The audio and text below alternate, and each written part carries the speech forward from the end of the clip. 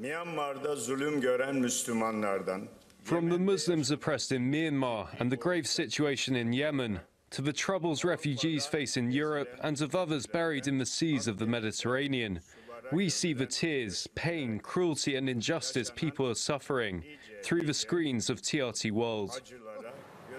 TRT World reporter Shamim Chowdhury is at the forum in Istanbul, and earlier she spoke to Ibrahim Kalin, special advisor to Turkish President Recep Tayyip Erdogan, about the New World Order and why President Erdogan says the world is bigger than five.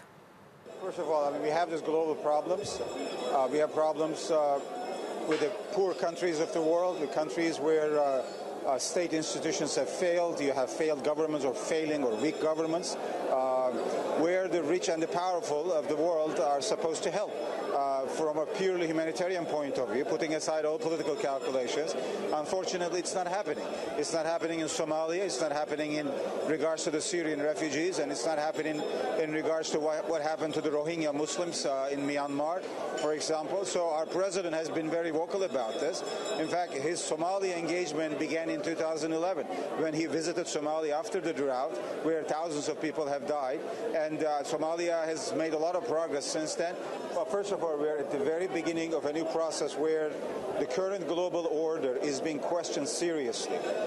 You see, or you hear voices coming from the non-Western world, from China, India, Africa, Turkey, Latin America, which make up, about 90% of the world.